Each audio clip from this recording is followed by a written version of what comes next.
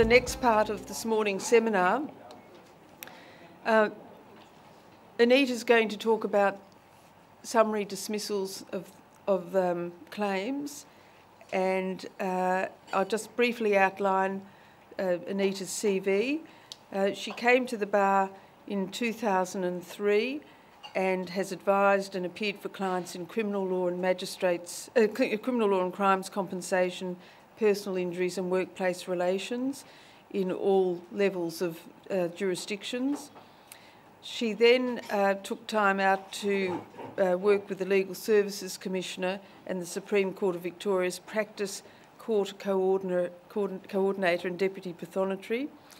And now she practices in disciplinary matters, procedural and interlocutory matters, and personal injuries and estate litigation.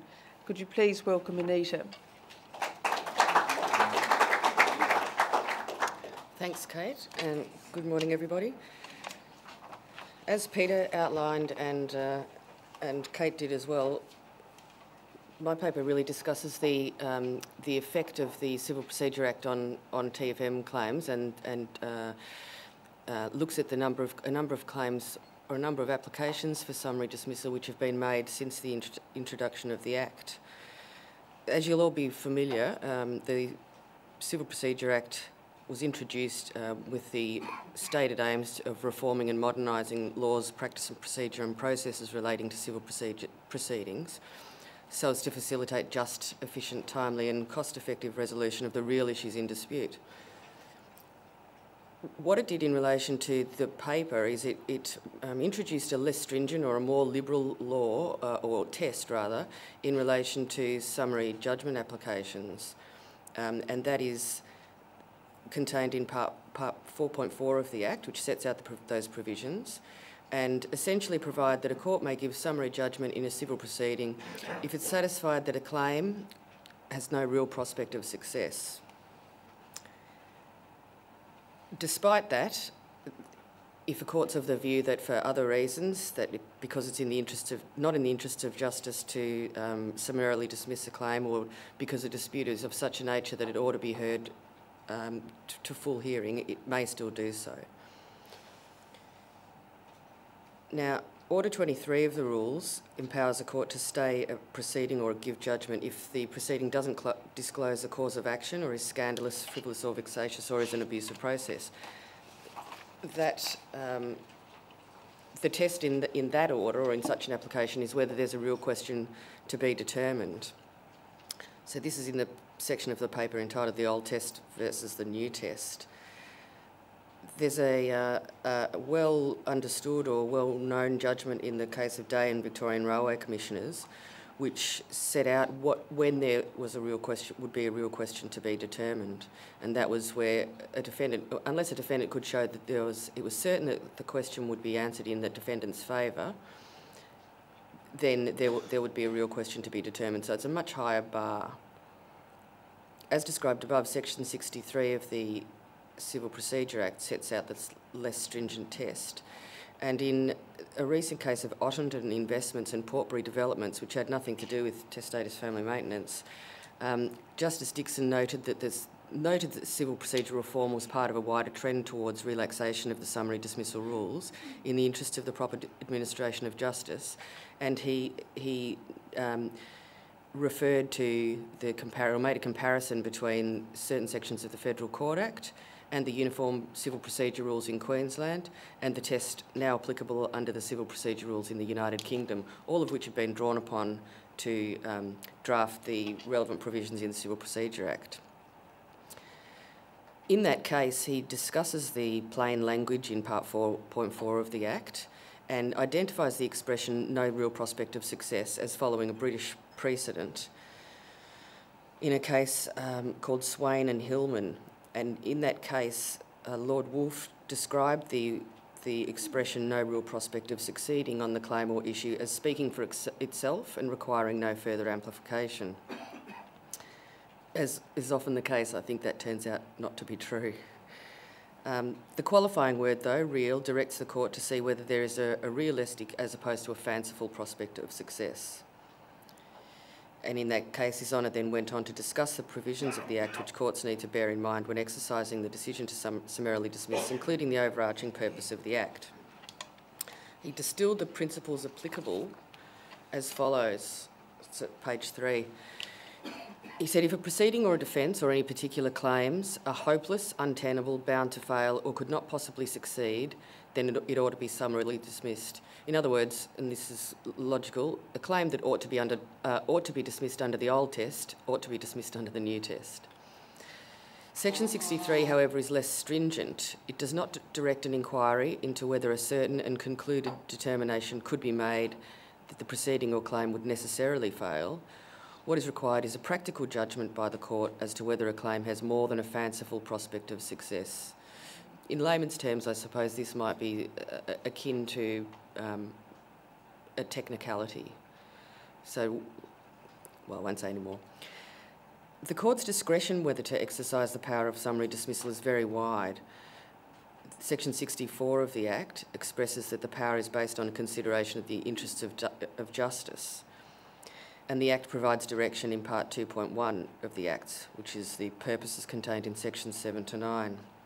The discretion is to be exercised to facilitate the just, timely, efficient and cost-effective resolution of the real issues in dispute. And the Court's powers in furthering the overarching purpose are facilitated by having regard to the objects and matters set out in Section 9 of the Act. The Court may be satisfied on an interlocutory application that there's no real prospect of success in a civil proceeding, but nevertheless consider the dispute to be of such a nature that only a full hearing on the merits is appropriate. Whether a full hearing on the merits is appropriate is a relevant discretionary consideration in the circumstances of each proceeding. The power to order summary dismissal is to be exercised with great care, as a trial upon evidence of issues raised is the well-settled approach to the determination of litigation. When proceeding on a summary application to assess the prospects of success, a judge ought to feel confident that an assessment can properly be made of whether the overarching purpose is facilitated on dismissal of the impugned claims. You might get a sense from that already of the problems, I suppose, raised by the discretionary nature of such applications, or the way in which a particular bench might consider whether to summarily dismiss an application or not, and that will become clear when we look at the cases that have been decided so far. The final one of those principles that His Honour distilled was that argument directed to the issues relevant on the application, perhaps even extensive submissions, may be necessary to demonstrate that the plaintiff has no real prospect of success, but that's not ordinarily a relevant consideration. So to the new test applied to testator's family maintenance proceedings, and the case which, as Peter said, sort of set the cat amongst the pigeons, prior to that decision by Justice Dixon setting out all of those principles, Associate Justice Mukhtar heard an application for further provision by a nephew in the case of Jackson and Nunes, in which the defendant made an application for summary dismissal. For those of you who aren't aware of the facts, briefly, they were these. Charles Sanderson died a widower in December 2009. He had no children. The plaintiff was 65 years old and married, and he was a nephew. And by his will, the deceased left the plaintiff a cash legacy of $100,000 and half of the residuary estate, totalling about $250,000 in an estate worth about $1.7 million. And there was a substantial gift as well to another nephew, including real estate. And it seems that that was the real bone of contention in this case, that the plaintiff thought he should have got the real estate. In any case, he made an application for further provision, arguing that his uncle was like a father figure to him.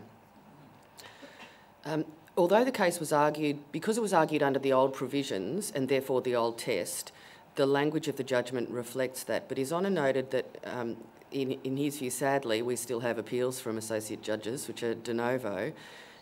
If his decision was appealed, any such appeal would be under the new test, and so he tried to apply those considerations to it to fend that possibility off, I suppose. He considered it appropriate in any event to make his determination under the new provisions and the new test. He observed that the test for summary judgment had changed and that it was now that the plaintiff's claim had no real prospect of success.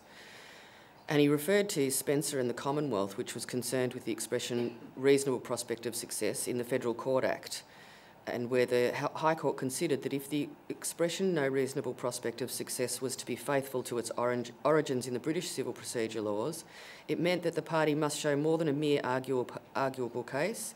It would have to be a case which had a real prospect of winning. His Honour said in cases of, TFM cases that summary dismissals in that type of case are rare because facts in family claims are invariably in dispute to some appreciable degree, and a fair bit is at large in the field of discretion. Claims usually involve a close examination of human relationships, interpersonal affairs, family stories, beliefs, perceptions, expectations, people's station in life and impalpabilities in life.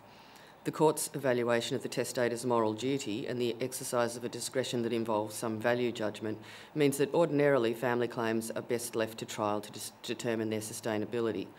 And I think these stats will bear that out. He said, however, that this case was quite unusual in that the plaintiff filed only one affidavit, which was said to contain the entire facts on which he relied to make his case at trial. The defendant executor had no argument with anything that was in the affidavit, but said it showed nothing more than that the deceased was the plaintiff's favourite uncle, that they shared common interests and that he regarded him as a father figure. He said there was no evidence to show that the testator had assumed any paternal or other responsibility which might lead a court to conclude that the testator had a moral duty to provide or to provide more than was given under the will. So the question was whether on the plaintiff's own material, on his own evidence, whether his case was bound to fail.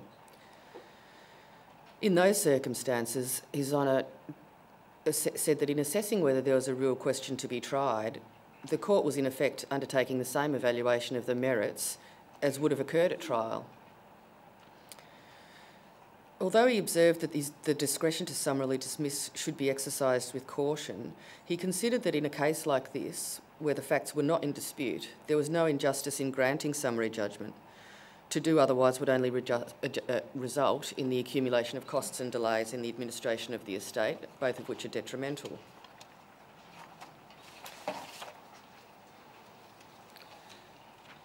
So, just to keep everyone up to date, that's the only one that's gotten through to date. There are two later decisions of Associate Justice Zammit on the 6th of June and the 25th of July, respectively.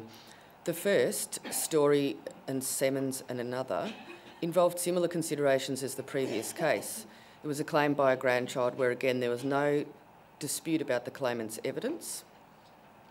The facts were, briefly, the deceased died a widow in April 2010, leaving two surviving adult children, John and Janet. Her other daughter, Barbara, had predeceased her, and the plaintiff, Megan Story, was the daughter of the it was the granddaughter. She was the daughter of Barbara who had predeceased. She argued that although she was financially comfortable, the position in the future was not known in and of itself, and her financial position was insufficient to disqualify her for provision. Essentially what she argued was, had her mother not died, she would have been a beneficiary of Violet's estate, and Megan may have obtained the long-term benefit of the inheritance. Ordinary community standards, she said, are such that where a person outlives their children, that ought to give rise to provision for the issue. And whilst the factors in Section 91 had to be taken into account by the court, the ultimate question was what a wise and just testator would have done. I've just found a typo, so just excuse that question mark in paragraph 22. The parties agreed that Part 4.4 of the Civil Procedure Act applied, and Her Honour observed that the test adopted in the Civil Procedure Act is similar to the tests adopted in the Federal Court Act and in the United Kingdom. Her Honour referred to the case of Wang and Enning Group, where Justice Foster summarised the principles applicable to the relevant section of the Federal Court Act, saying, the critical words of that section, when applied to the present case, require me to be satisfied the respondents have no reasonable prospect of defending the proceeding. The following principles may be extracted from the authorities. The moving party does not have to demonstrate that the defence is hopeless or unarguable, or vice versa. The court must consider the pleadings and the evidence with a critical eye in order to see whether the respondent party has evidence of a sufficient quality and weight to be able to succeed at trial. The respondent party is not obliged to present its whole case in order to defeat the summary judgment application, but must at least present a sufficient outline of the evidence in order to enable the court to come to a preliminary view about the merits for the purposes of considering the statutory test. And the test may require greater scrutiny of the pleadings and evidence in some cases than in others. In my judgment, the words of Section 31A(1) compel a flexible approach. The real question in every case is not so much whether there is any issue that could arguably go to trial, but rather whether there's any issue that should be permitted to go to trial. Her Honour, Associate Justice Zammit said that the new test required showing that the claim, defence or counterclaim has no real prospect of success, and referred to the report of the Victorian Law Reform Commission, which recommended a liberalisation of the requirements for the summary judgment. The new test, Her Honour observed, was cast in different and more liberal terms than the previous test for summary judgment in Day and Victoria Railway Commissioners, that is, whether there's a real issue to be determined. Her Honour cited the remarks of Associate Justice Mukhtar, who I've elevated, I see there in paragraph 25, in Jackson and Nunes regarding the High Court's consideration of the meaning of the words reasonable prospect of success.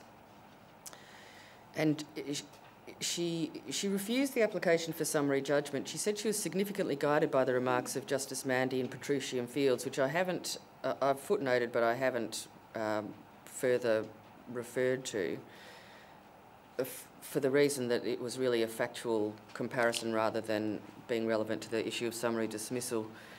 She said, though, that there His Honour said that a conclusion that the plaintiffs, who were also grandchildren, were or were not persons to whom the deceased owed a responsibility did not automatically flow from consideration of the factors in Section 91. And it's not possible to say that the criteria are satisfied or not satisfied. I heard this described last week at a conference as the Casserole Test. So there are a whole lot of elements, like in a casserole, that you can put in, but none of them is of itself determinative of whether a claim will succeed or fail. Put another way, I think Associate Justice Mukhtar said you have a sniff and see. In any event, His Honour said that the criteria couldn't be satisfied or not satisfied, and that the obligation of living parents towards their children did not necessarily negate the moral responsibility of a grandparent to make provision for the maintenance and support of those grandchildren out of his estate. So again, there's a reference to the discretion, the value judgments, the community standards, and really the need to look at every case on its own facts and assess the merits of it on that basis. So she said in summary that she took the view that a duty by a grandparent can develop depending on the circumstances, and that she was not satisfied, even on the more liberal test, that Megan's claim had no real prospect of success. That decision was appealed. However, Justice Macaulay dismissed the appeal and said that in his opinion Part 4 proceedings were not suitable for summary dismissal applications. Excuse me, Anita, why did the judge say that? Why did he say that he thought they weren't suitable? I think because there are so many discretionary factors, there are so many value judgments to be made, and that the evidence, well, in every case, a plaintiff would have to... I'll just try and think of the facts of this one so I can perhaps give an example. I think the Associate Justice wasn't comfortable in dismissing it because she felt that, on the face of it, such a relationship could develop between a grandparent and grandchildren, and that there wasn't sufficient evidence in the material to negate it in what was before her. So she really just felt it needed to be further explored at trial. It may be that it's dismissed at trial or that the plaintiff is unsuccessful, but she just didn't feel comfortable in cutting it off at the knees, so to speak. That was Associate Justice Zammit, but yes. Justice Macaulay on appeal. Yes. For what were the reasons that he said that summary judgment isn't applicable in... This is a bit of Chinese whispers because somebody told me this who was in it. But there's no reported... or there's no... Not to my knowledge and not that I could find, but I suspect it will be the same sorts of reasons, that there are just so many variables in cases like this that more often than not, and I think Associate Justice Mukhtar said it too, that there are, it's going to be the very unusual case that that can be summarily dismissed because on the plaintiff's own evidence, they're just, just doesn't make the grade. But because it's a discretionary thing and because it's a value judgment issue, what seems to be black and white to someone is not going to be so black and white to someone else. So looking at the stats, it's going to be hard to get them through, I think. But I also think that the more liberal test is likely to embolden defendants to bring them in, which is my conclusion. So thanks for that. All right. Okay, so the second decision of Associate Justice Zammit was in a matter of Marotta, which involved a claim for provision by the testator's sister where the deceased was not married and left no children or dependents. This one, in my view, is easier to see the rationale of Her Honour for dismissing the application. The facts briefly were that Angelo Marotta died leaving an estate of about $1.2 million. Had no children, as I said, or hadn't been married. The main beneficiary of his estate was a niece who took the real property. The deceased left a legacy of $10,000 to the plaintiff, his sister, and she claimed provision on the basis that her brother had provided financial and emotional assistance to her at the time of her marriage breakdown in 1980 until 1984, when the plaintiff remarried and lived in America. While she lived in America, the deceased provided financial assistance to the plaintiff's sons, and the plaintiff argued that the deceased had thereby assumed a level of responsibility to maintain her. She further argued that the plaintiff and testator were related by blood, and adult siblings had been known to succeed, as in Marshall and Spillane, on which she relied. The defendant, accepting all of the evidence contained in the plaintiff's affidavit again, applied for summary judgment, citing Jackson and Nunes, and arguing that the plaintiff's affidavit went no further than establishing that she had a good, close, long-standing and loving relationship with her brother. There was nothing in her evidence to establish an assumption of responsibility by the deceased to maintain the plaintiff, and no actions or contributions on her part that would create such a responsibility. The fact that he'd left the plaintiff a legacy did not imply that an obligation was owed to her by her brother. The defendant sought to distinguish Marshall and Spillane on the basis that that case involved a sibling relationship which was akin to mother and son, and the plaintiff's evidence in this case did not establish such a relationship. Associate Justice Zammit, setting out the relevant principles for summary judgment, said in order for the defendant to succeed, it had to satisfy the court that the plaintiff's claim had no real prospect of success, and that even if the court was so satisfied, it may refuse an application for summary judgment either because it's not in the interests of justice to do so or because the dispute was of such a nature that a full hearing on the merits was appropriate. Her Honour then set out the principles as summarised by Justice Dixon in Ottenden Investments, on which the defendants relied. And further to those points, Her Honour expressed the view that the less complex the issue in a case, then the easier it would be for the court to find that such a claim is capable of determination with summary judgment. Makes sense. However, claims under Part 4 of the Act involve the exercise of a discretion and some value judgment, such that ordinarily such claims are best left to trial to determine their sustainability. In this case, Her Honour considered that the extent and degree of financial and emotional assistance needed further investigation because it went to the nature of the relationship and the question whether the deceased had assumed responsibility to maintain the plaintiff.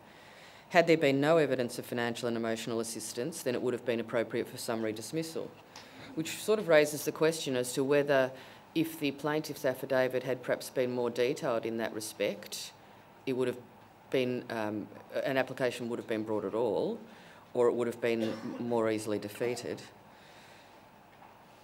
Whilst the evidence did not establish a relationship akin to mother and son, it did appear to amount to more than the usual sibling relationship, and whether the court should interfere with the deceased's testamentary freedom in that case in this case will turn on the particular circumstances of the case and on the state of the evidence, which is really what we've said all along. In that case, the application was refused on the basis that Her Honour wasn't satisfied that there was no real prospect of success. The final one of which I'm aware I've just forgotten the name of it now, but I know that there are no reported reasons in any event. But in a matter where a plaintiff was the husband of the deceased, who had left her, she had left her $700,000 estate to her four children from her first marriage, and the plaintiff had over $3 million in his own assets. And in hearing that application, Associate Justice Randall indicated that he considered it inappropriate to dismiss the claim on a summary basis because of the need to hear all of the evidence. That's why there's no written reasons, because the plaintiff then discontinued the application. In the discussions I've had with members of council who practice in this area, at least one has said these applications are a waste of time and I'm not going to bring them anymore. But others have, I suppose, pointed out that these things aren't black and white, they're grey, or at least to some they might be black and white, to others they're grey. I think it's probably the case that there'll be a little flurry of applications, or perhaps there has been a flurry of applications testing the new test and what the outcomes have been, but so far the stats are certainly against summary dismissal, and so query whether, unless you're really sure of what you've got, query whether it's cost effective to bring such an application. Yeah, so. Yep. Thanks, Anita. Now we'll have a short time for questions, and there is a microphone available so that the recording will pick up the question. Yes, David Davis. The question to Anita in relation to the costs consequences of these applications. Which way did the costs flow when one lost and the other seemed on the balance of probabilities and statistics to favour the estate? Yes. I must say that there didn't appear to be costs hearings after those judgments, and so the reported judgments finish with hearing the parties on the question of costs. I suspect that an orthodox view might be taken to begin with until these waters are tested. Thank you all very much for attending, and we look forward to seeing you at the next seminar at some time in the future. Thank you.